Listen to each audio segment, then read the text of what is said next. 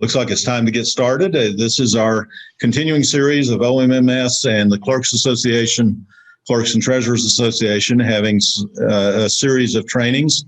It's a 1-hour session, and we've, I believe, completed about 8 of these.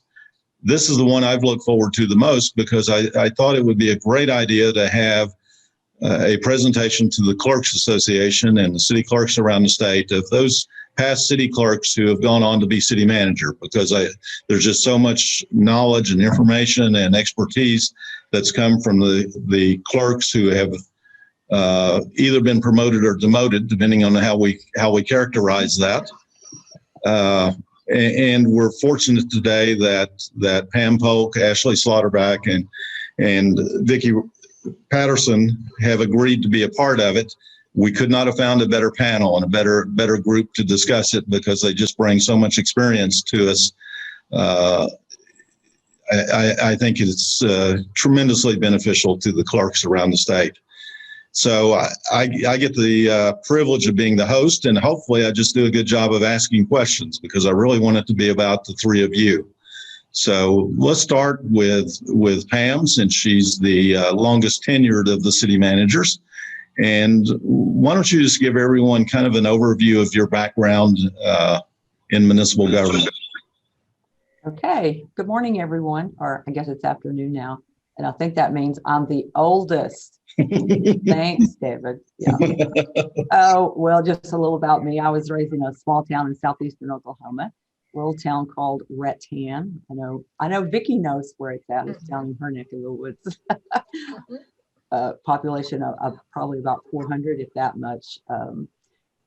But I have a bachelor's of science in business and management with a master's in administrative studies. I'm currently the city manager in Collinsville. I've been in that position for the last 16 years, which just seems crazy and amazing. But I started out as a city clerk in Mangum, way out in the southwest corner. I was city clerk for about 6 years, and then became city manager, and was there when I was offered this position in Collinsville, and I've been here ever since. And I do remember the interview for city clerk. I had no idea what a city clerk did, but I was hired. So what was your started my position. What was your work experience prior to being city clerk? Oh, I've had several different jobs in my life. When I left southeastern Oklahoma to go to southwestern Oklahoma, I was working for Southeastern Oklahoma State University. I started out in the business department as the secretary, and then I worked for the Small Business Development Center that was on campus. And when I left Southeastern State University, I was the student loan grant administrator in the business office. I also worked at one point in Beckham County, the district attorney's office for the Child Support Enforcement Division, which was a lot of fun. Was the Mangum clerk's job just a response to an ad, or did someone encourage you to do that? Someone encouraged me. I mean, we moved to Mangum not knowing anyone, and people at school knew the kids, just because of the kids all in school there. I didn't know anybody out there. We had no family there. So I think he was the principal at the high school, was on the city council. So he came and met with me, and as a matter of fact, the city manager at the time was Louise Matthews. It was a female at that time. So interesting. Well, good. And Vicki, you started also, and yours is a little bit different because you've been city manager and city clerk in the same city. Yes. I started out, David, at when I applied for the city, I started out at the landfill as the secretary. And so I worked at the landfill about 2 months, and then they transferred me to the water office, where I did the billing for the water department for about 8 years. And then I was asked to be the city clerk by Olin Hill, the city manager. And so I served as city clerk for 6 years. And we went through several different city managers. I believe we had 4 different city managers at the time, and John Dean was the last before me. And when he was leaving, he was going to go to El Reno, and he said, "You need to put your name in the hat for city manager." And so I considered it, and I thought, I'm going to try. And so be careful what you wish for. But I have enjoyed it. I have loved it. But I've been city manager now for 9 years, and I've worked for the city, starting at the landfill, working my way up. It's been a 23-year career, and just love it. Oh, and it's been great in Broken Bow. You've done a lot of fantastic things we'll talk about. But what a great tenure with the city, and to be able to progress through the ranks is hopefully encouraging for some others. And we'll talk about what influenced it and some of the decisions along the way. So great that you've been able to stay in Broken Bow the entire time. Was there ever an interest in going to a different city? No, not really. I love what I do here, and I love the people. And so right now, this is home. And so I hope they'll let me continue a few more years. Good. Ashley, you're the newest victim of becoming a city manager. If you could just give everyone your background with Hobart. Well, I started out in Hobart about 15 years ago as the accounts payable clerk. And then in 2009, Wilt Brown was the city manager at that time. And I see Pam smiling. She remembers Wilt. Wilt promoted me to city clerk treasurer, and I held that position for 10 years. After Wilt left, I was interim city manager for 3 different stints. Kind of feel like that sounds like a prison stint, but that's not really what I meant. But three goes at interim, and each time I was really torn on what to do, and they asked me more than once to put my name in the hat. And I'll be honest with you, it was a little scary. And we had a sexual harassment issue, and Margaret Love was here, and she sat down with me and she said, city managers are hired to be fired. And I was like, oh, yeah, I don't know about this. And so that kind of made me think about it a whole lot longer and harder. And I didn't go for it those first 2 times. And then after 2 rounds of not your ideal city managers to have, I thought, I've been here a long time. I've worked really hard, and I was doing 97% of the work as it is. So I might as well just do it. And so it was one of those, jumped in with 2 feet and haven't regretted it since. Right. Good. And we should be able to, even though it's being recorded and 50 or so people are watching you should be able to speak freely. So you don't have to name names. But I think it is important to understand why some of you became city managers and why it may appear more intimidating than it really is when you get there. And I think, Ashley, your thought process is probably identical to some of Vicky's. My impression is Vicky working with John Dean was probably a very good experience and a good training experience. Pam's is a little bit different because you left one side of the state to go to the opposite corner of the state. And maybe that's a good thing to talk about next with Pam is what convinced you it was a good idea to leave, I assume, a comfortable job in Mangum to take a chance to be a city manager in Collinsville? Oh, what convinced me? Probably the most convincing person was Mike Dunley. He could be persuasive, couldn't he? Granted, yeah. And Mike, Well, in what way? Why was he encouraging you to do it? Well, Mike was very encouraging, I think, just like John Dean was for Vicky in getting me to do it. He left Granite to come to Manford. And I think he's the one that told me this position was open. And he said, I really think you should apply. So, I mean, but I'm kind of like Ashley too. I mean, it was very scary. I mean, even though I was already a city manager in Mangum, this was a bigger city. There wasn't a lot of growth and development in Mangum at the time. So I really learned a lot after I got here about, housing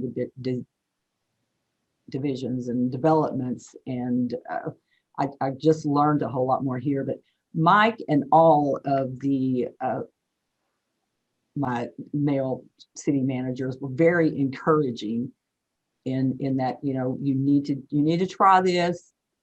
You need to do it, but it is scary leaving something that you're so, that you're comfortable with and jumping into something else. But I think what we, as women, what we have to remember and think about is, I mean, I was scared to do it for a while, for several years. And I'm kind of like Ashley, we went through in Mangum several managers that didn't do, a really good job. And as city clerk there, I was doing most all of it.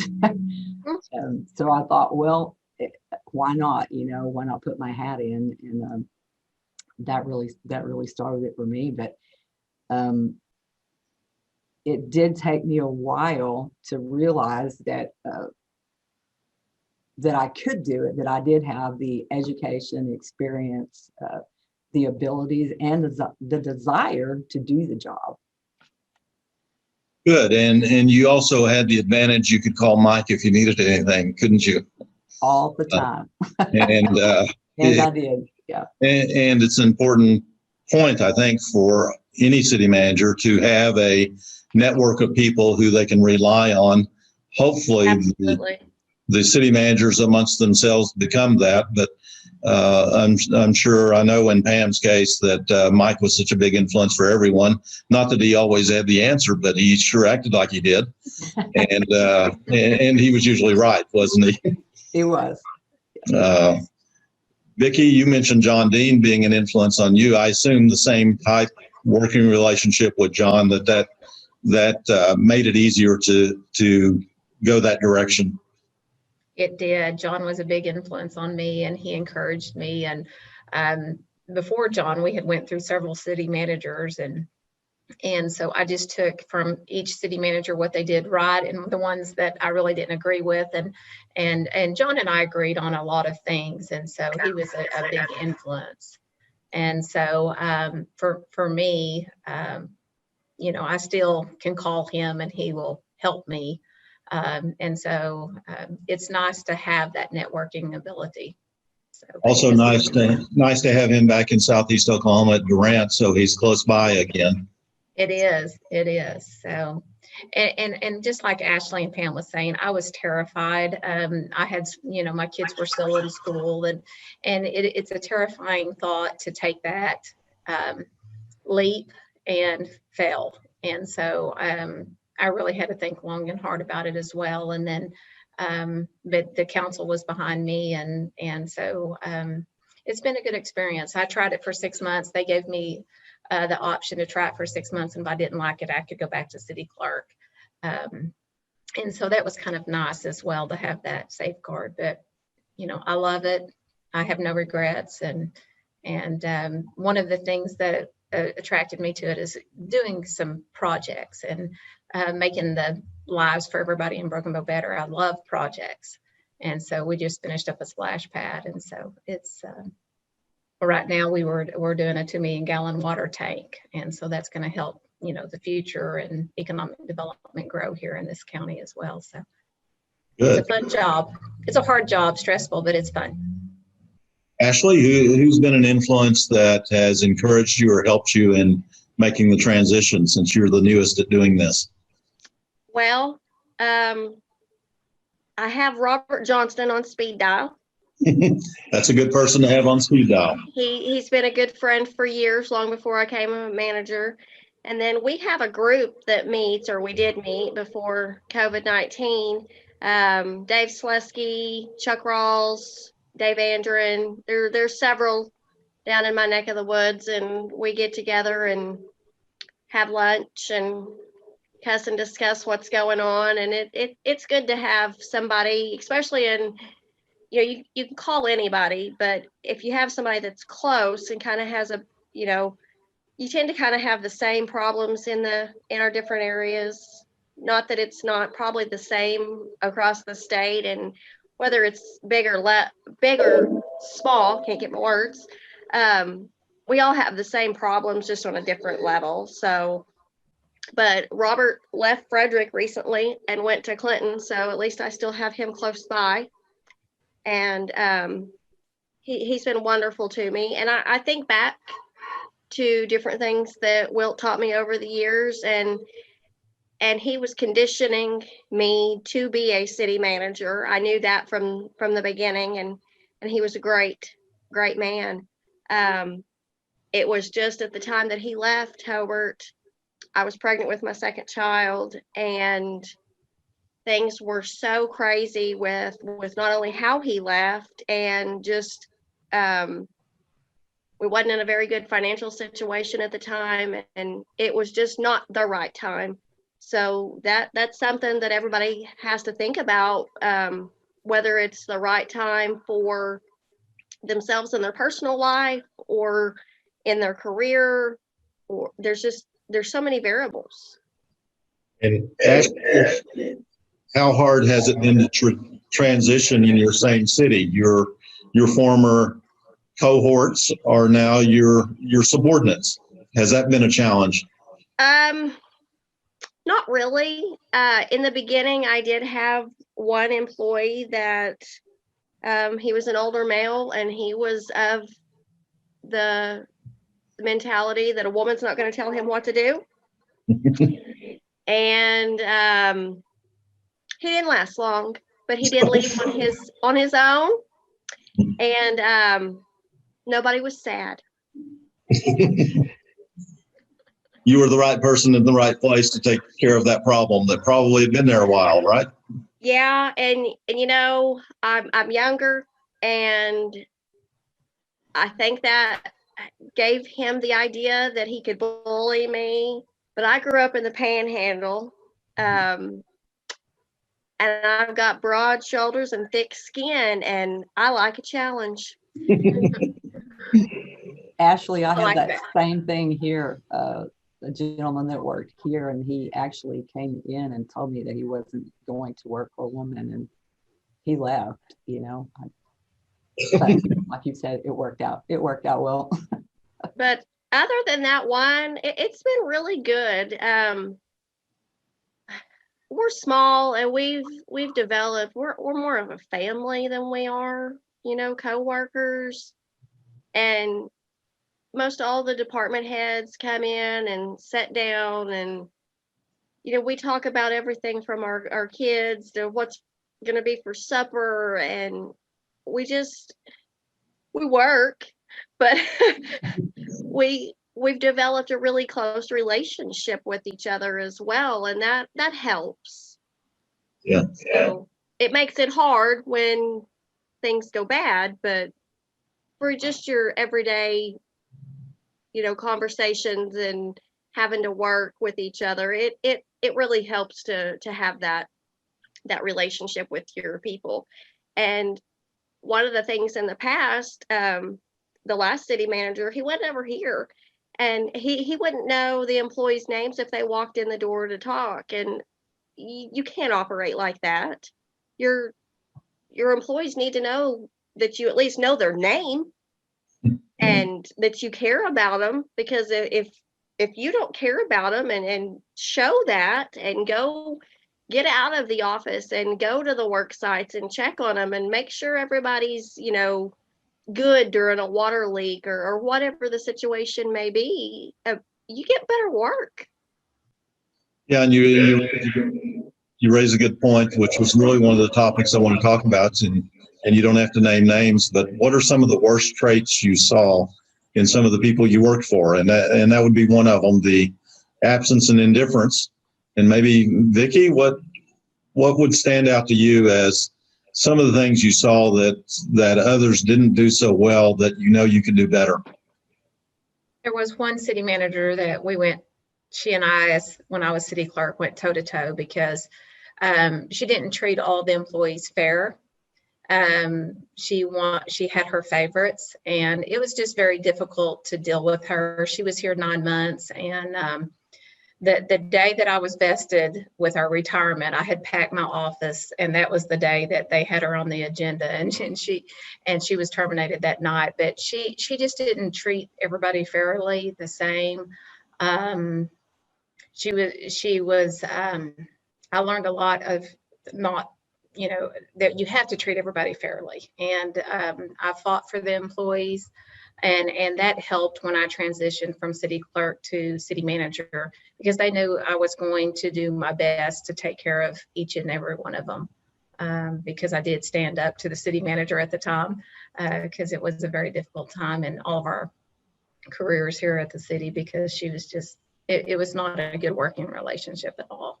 Did the other employees accept you as the boss because of that a little better, or?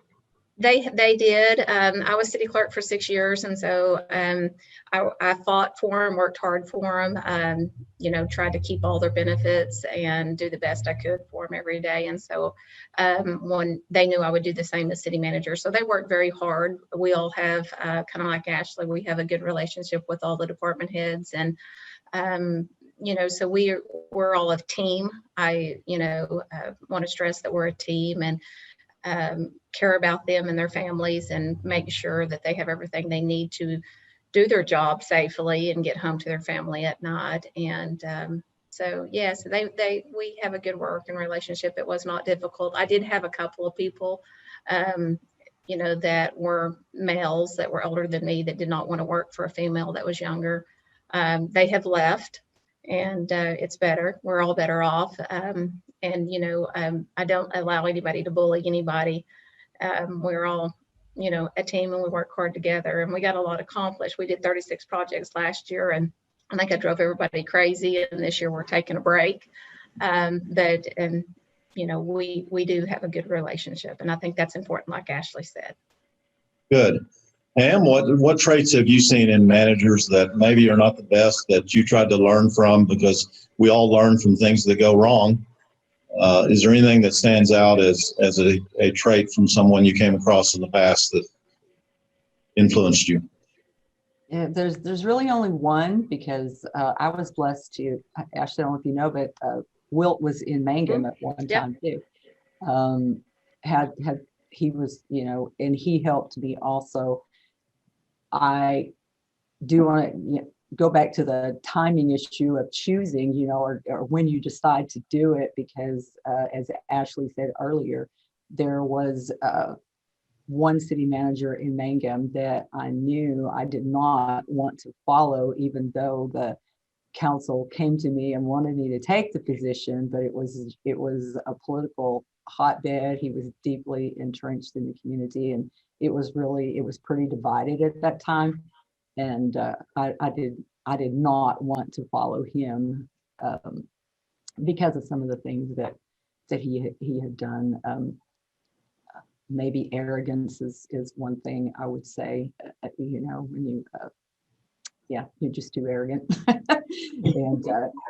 and I did not follow him. As a matter of fact, I think that's maybe when Wilt came, was at that point. But I knew the time was not right to step into that role. Sometimes I think the arrogance trait is taught at city manager conferences, and that's something that we need to break that cycle, don't we, Pam? We need to have a session on that. Yes. when you get up and we'll start with Pam, when you get up in the morning and think about going to work, what is the absolute most fun project you go work on? Oh, the most fun projects. And I know in Collinsville, for those who have not been to Collinsville, they've done a tremendous job on downtown. If you haven't been there in recent years, it really is one of the model cities for downtown improvements and a downtown project. I would hope we get to the point that we can collect all the great downtown projects into one place so everyone can see them, because they would help everyone. But I don't know. What do you look forward to when you go to work? Getting off work? No. Yes. No, our downtown is very, very vibrant. And when people come through, our inside city limit population is only like 7,500. Our zip code population is about 17,500. But we have just done so many great projects in the last few years, and all of our downtown was done with what is now called transportation alternative funding through ODOT. But it really made a difference in our downtown with the underground utilities and the period lighting. And those projects are fun. And our city park is about 22 acres. We've added a splash pad. Tennis courts were already there. There's a walking trail that goes all the way around it. And one of the ones I really like was we have a city lake, and we partnered with some young gentlemen that live here in the city, and they wanted a mountain biking trail. So I worked on a grant, and it all came together within like 30 days. And now we have almost 4 miles of hiking and biking trails around our city lake. So those are the fun projects. Everybody wants to turn on the water, flip the lights and have your water work, electricity come on, because Collinsville also has our own electric distribution system. So we have that on top of all of the other, city departments. And everybody just those come on. So those are really not the sexy projects. People want to see the ones that they can see and that make a difference in the quality of life. Those are the fun projects. And we also all know that since you have electric, you have more money than you can spend. So you're one of the rich cities because of that, right? And we do. We would really be between a rock and a hard place if we didn't have that, because we are like 7 minutes from Owasso and about 20 minutes from downtown Tulsa. So that's where all the shopping goes. Our tax base here inside city limits doesn't even cover police department. So. Yeah. Vicki, what's the fun part about going to work? I agree with Pam. Parks, doing projects. We just finished a splash pad project. And so we're revitalizing downtown. I don't know if y'all had heard me speak about the downtown. We had a lot of dilapidated buildings, and it was embarrassing on Facebook. We were known as the worst town to live in because of our downtown area. And so it was fun for us as a team to go in and address that problem.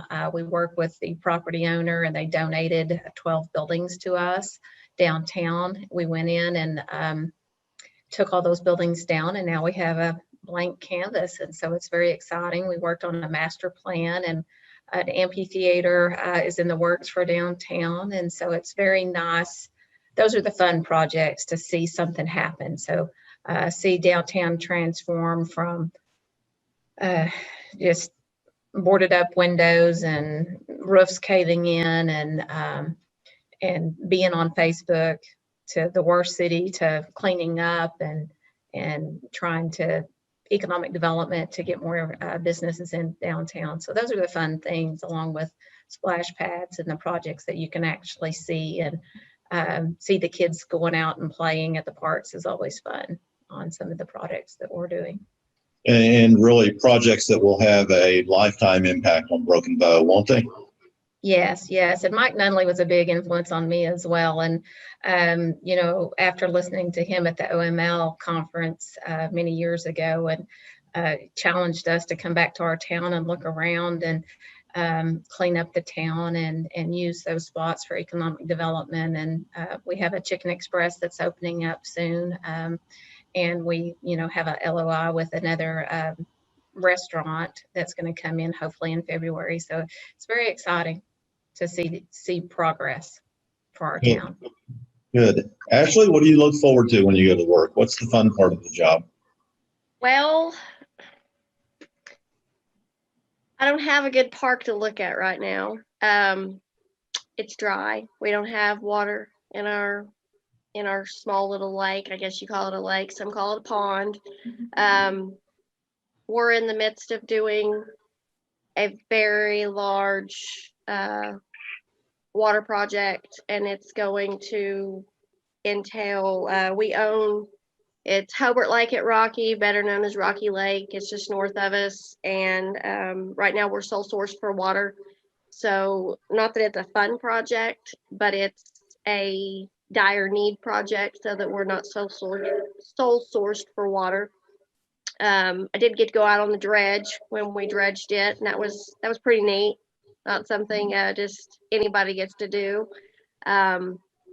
But our lake here in town with the park that's around it is dried up because I don't have any way to get water to it.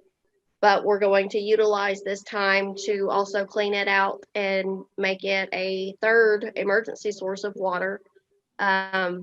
So it's exciting in a sense because it's in the process of getting done, but it looks really bad in the meantime.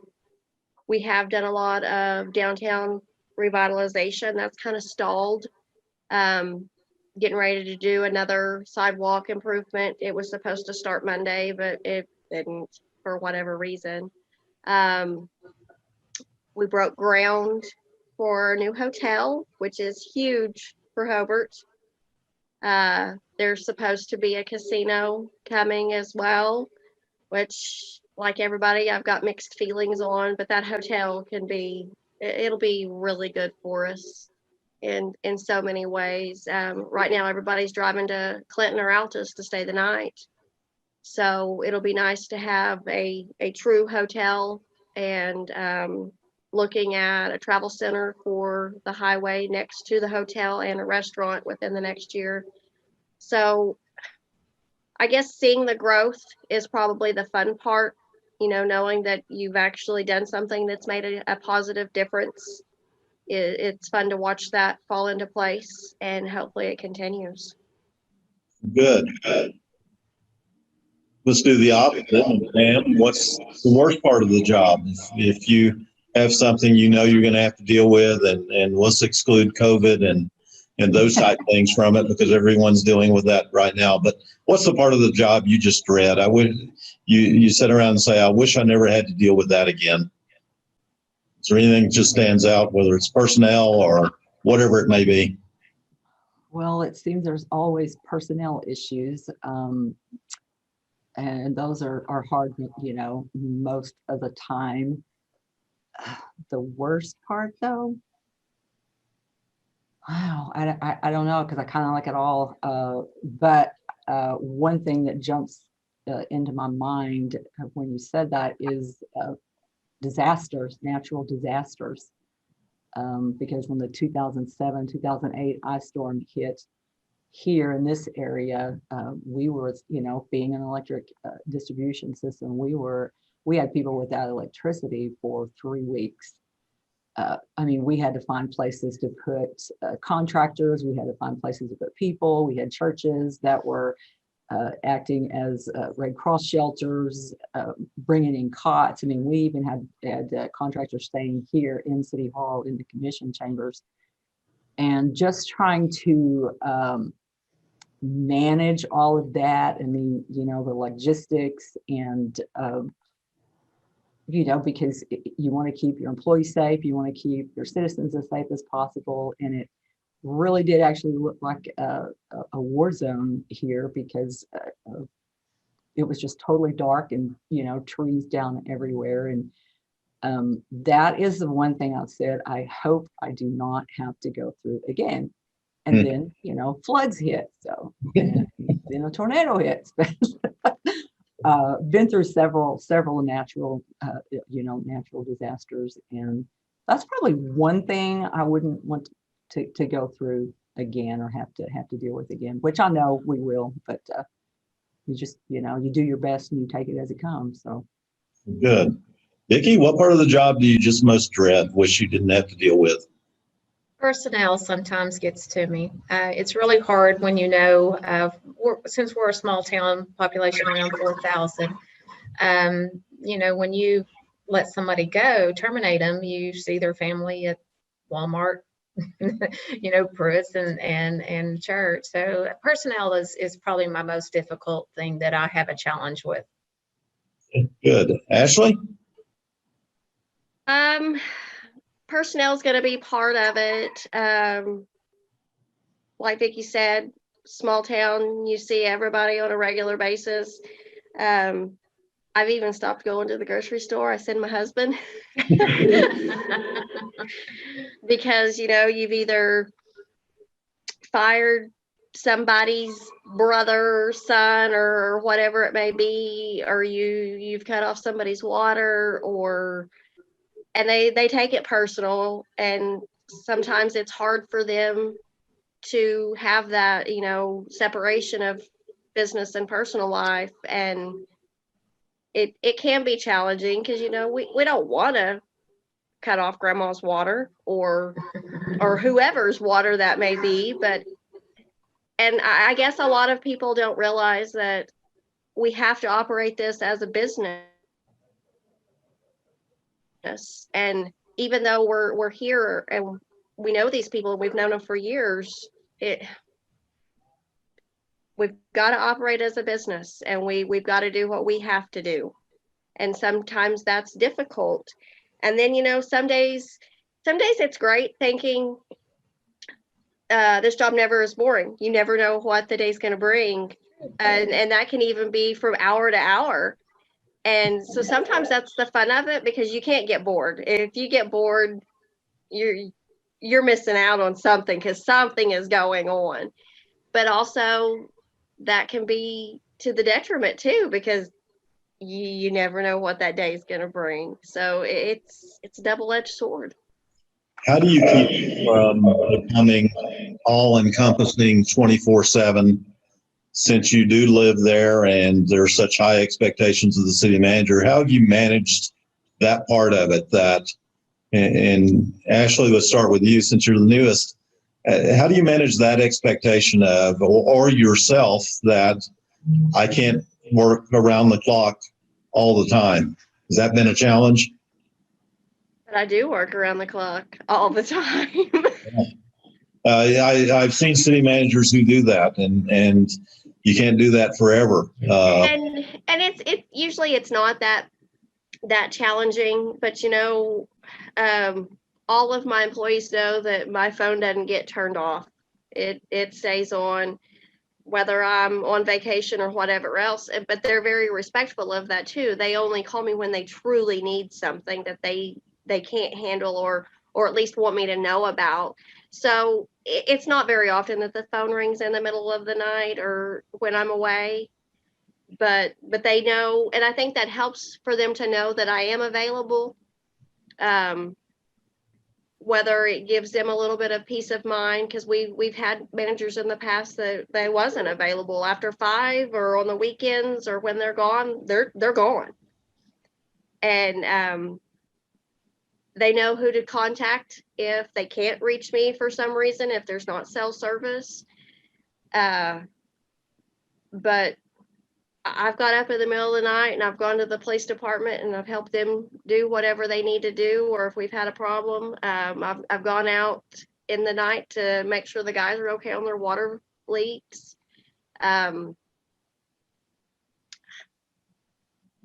I get my downtime. I truly do, but they also know that I'm there if they need me.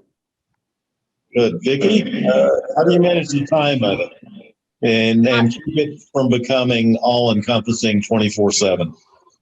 I'm trying to do better. I'm not very good at that right now, David. I think I was on the phone last night with the newspaper I think my last text was 9:10 last night. So we had a city council meeting last night. It ended at 7. And then, with the COVID, the newspaper man is not coming to our meetings. And so he is calling me at home at night. And so I answer those phone calls, and we have a good working relationship. But I'm pretty much like Ashley. I'm on 24 hours a day, and my phone's on all hours. So the water department can't get a hold of me, or the police department, and it's hard. It's challenging. I'm not gonna lie. My husband won't go to the grocery store for me all the time. So I've been doing online shopping a lot, but it is difficult. But I do want the citizens to be able to get a hold of me. And like last night, there was another person that was, they're going to put an offer on 24 acres that we have that we're trying to sell. So I was communicating with them last night, and they're going to put an offer and put in a business. And so I want to be available and do the best I can for the city all the time. And sometimes that's trying for my family. And so I'm not very good at that, but I try to be here for the employees and the citizens. Pam, has it been a challenge to manage the number of hours the job demands over the years? Very challenging, because I'm one of those that will, immerses myself in the community. It's like I go, to events. There are so many events after hours. There's ball games or whatever, that I feel I need to be at. And I think what has really made it more difficult, though, is social media, because you just never really turn it off. And I'm one of those, if I see that little red thing up there, I'm like, oh my gosh, I got to answer that, I got to answer this. But I mean, and I'm the same as Vicky, people here, not just employees, but citizens, developers, contractors, whatever, they have my cell phone. So it's really difficult. And that's one thing that is really hard for me. But at this point in my career, after this, 25, 26 years, I'm probably not going to change on that part, but I do totally immerse myself in whatever I'm doing, wherever I'm at. So that's hard for me. Yeah, I assume it is, because I see that a lot with city managers. Let's talk a little bit about, and we'll start with Pam. What do you expect of your city clerk? And I suspect the expectations that you place on the city clerk, all three of you, since you previously held the job, are probably a little bit different than others do. So what are your thoughts? Working relationship and expectations of your city clerk? Well, like you said, it's being a city clerk, and especially in a small town where you wear so many different hats. I mean, I think I was the city clerk, the office manager, the utility manager. I did HR, kind of did it all. So then coming here, it was a little difficult, really, in the beginning for me to let go of city clerk duties and be the city manager. Now our city clerk and I have we have a really good relationship. She's very good, but it takes many highly qualified professionals to run a city smoothly. So you've got to surround yourself with those type people and have those type people in your organization. But I think we all know, and city clerks, all of you out there listening, that most of the time the city clerks are the ones running the city. But my expectation levels are really high, not just for city clerk, but for all employees, but maybe more so for my, for the city clerk, city treasurer, and all those that are officers, of the city. I expect professionalism, leadership qualities. You really need a calm demeanor, when you're dealing with utility people or utility customers, compassion. But the city clerk also has, to me, has to be able to communicate well and effectively with not only the council, but the citizens also. So yeah, it was a little hard for me in the beginning to probably the hardest thing was to let go of city clerk duties and mentality and actually be the city manager. Vicki, same thing. Has that been a tough transition? It has. I agree with Pam. I was HR and city clerk duties. And so it was very difficult to make that transition for me because it was hard for me to let go.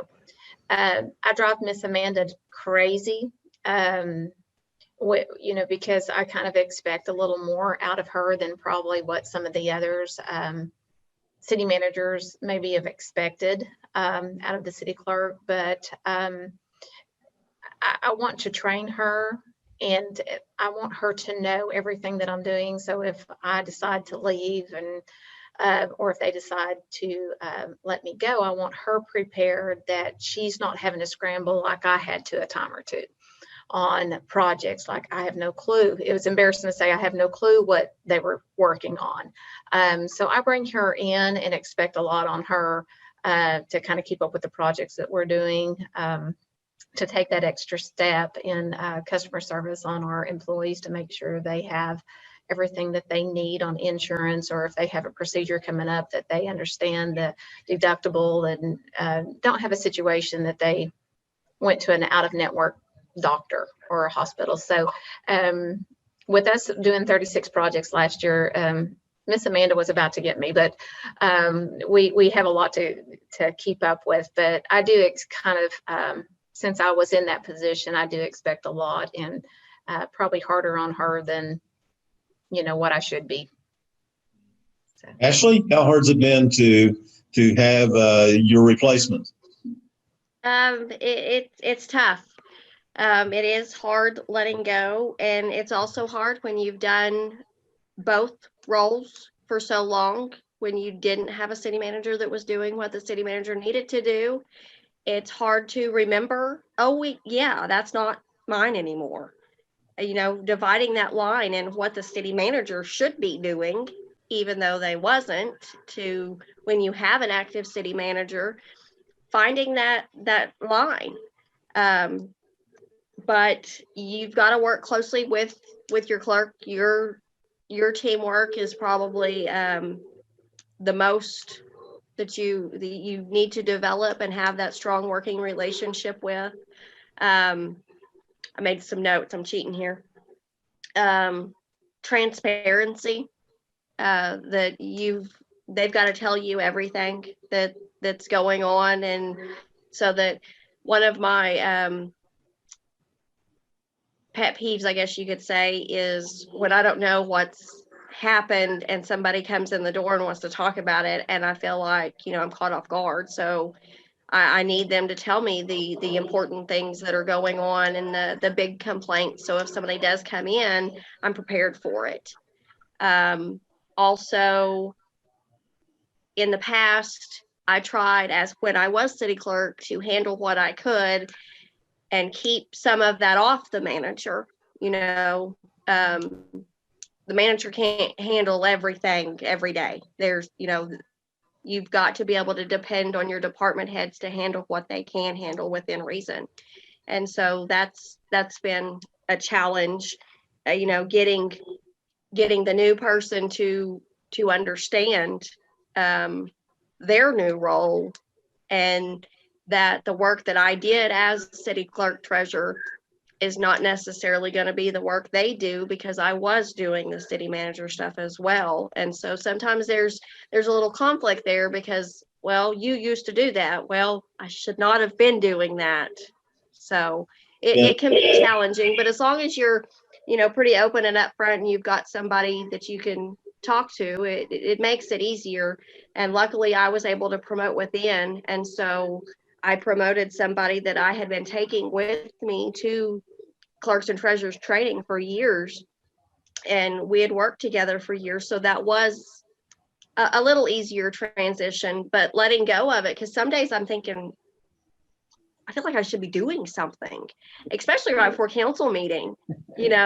I forgot something. Oh yeah, I don't do that no more. So it's tough. Good, good. And that brings up the good point of the working relationship with the elected officials. None of you have mentioned that yet. So let's start with Pam. What are the demands or the challenges of having a group of bosses that are continuously changing? No matter how well you do or how poorly you do, you know over time the people who hired you won't be there at some point. I would bet for Pam, there's not a single councilman left who hired you. Let me think. There's one. One? And she even went off for a stint and then came back. So I guess that counts. But that's a difficult aspect of the job because, I never really thought of myself as politically savvy, which you really kind of need in this job. But, you must be to have lasted 16 years in Collinsville, right? I think a lot of it is building the relationships and being good at consensus building. And but yeah, having one boss, to deal with is hard enough. So think of some of us that have 5 or more bosses. It's hard. But I do think it's more about, building consensus with them and having everybody at the table and, I don't know, just trying to work to bring people together on issues, which, you're not going to have all the time. I've been very blessed in my tenure in the most, especially in Collinsville. Mangum got a little wild at one point. But yeah, that's a hard part. Sometimes you bite your tongue, but the council really looks to the city manager. I mean, the council makes all the laws and the rules, and we're tasked with carrying them out. But they also look to the city manager for expert opinions, in your advice. And that part is difficult because I'm certainly not an expert in a lot of things. I say I know a little about a lot, but you're always willing to find the answers, pull department heads together, and 2 heads or 3 heads are better than mine, better than one. So really, I think it's about just building consensus. And It is a unique skill, Vicki, and any thoughts on that unique skill of working with multiple bosses that way? Very difficult, and I'm going to give you, David, a plug, and Bill Tackett with OMAG as well. So I get along, I have 5 councilmen, and 3 of them were the original ones that hired me. And so we have a good working relationship. It is difficult on some days because if one comes in and tells you what to do, and I just don't jump and run and do it. I'll say, let's place it on the agenda and talk about it as a group. But with David and Bill, I did have difficult with a couple of my councilmen with the training that y'all do around the state now. It has been wonderful to inform the council what their duties are, and the handbook that y'all encourage us to have as a city. And so that's been a blessing to us here at the city, and it seems like the councilmen understand their role a little better. And we have 3 up for re-election this next year, and so I'm a little nervous about having 3 seats up, but hopefully we can, maybe they'll run. I think there's going to be 2 that may get off and not even seek re-election, but I do appreciate David and Bill coming around and training the council. So that's been very helpful. And the council is challenging at times in trying to make 5 people happy, but overall we're a good team. It brings up the point that we've seen. Most of them want to do the right thing. They just don't know how to do it or what their role is in doing it. And any training we can provide that helps keep them focused on what their job is, hopefully will make your job easier. So I think that's been one of the key points of it. And it's been great to have Bill and to go to almost 200 different cities now and see lots of great work in a lot of great places. We don't have all the answers, but we sure have learned from a lot of really good cities and how they do things that helps hopefully in others. Ashley, same thing. You're in this new minefield of dealing with multiple bosses, and how much of a challenge is that? It's really not been bad. I'm pretty blessed on that. Two of the council members are the sharpest sticks to poke me in this direction.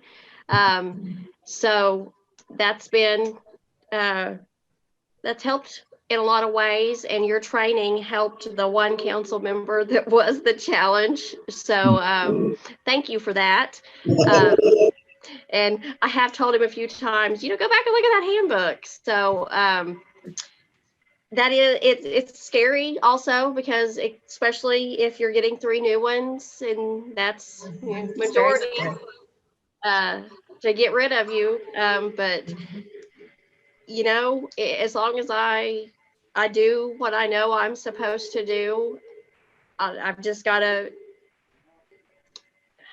trust in the process that that I do know that my department heads would stand up for me, and that helps. They also shoved me in that direction of going ahead and taking the job, and they've continually said, we've got your back, and that helps. And hopefully I can keep a pretty solid council for several years. That will make it easier. But knowing that there's 5 of them can get intimidating, and just don't piss off more than one. Oh, sorry. Remember, I said everyone can speak freely, so yeah. I took that to heart. We're almost out of time, but I want to end with maybe asking what advice each of you would give to city clerks, either if they're interested in becoming more active in management or becoming city managers, and what training they should pursue either as clerk or in hopes of being a manager. And Ashley, let's start with you. What advice would you give the clerks who are listening to us? I think clerks have an advantage on this, especially if they've gone through the clerks and treasurers training. And I feel that background has really helped me, especially seeing 2 managers that came from the public sector and or private sector, sorry, that they didn't have the advantage. And that's probably why I had to step in so much when I did, because things are so different between the public and private sector. And that clerks and treasurers training really gave me a solid foundation to be able to step into this role and have a better understanding. And I've continued to go to the training.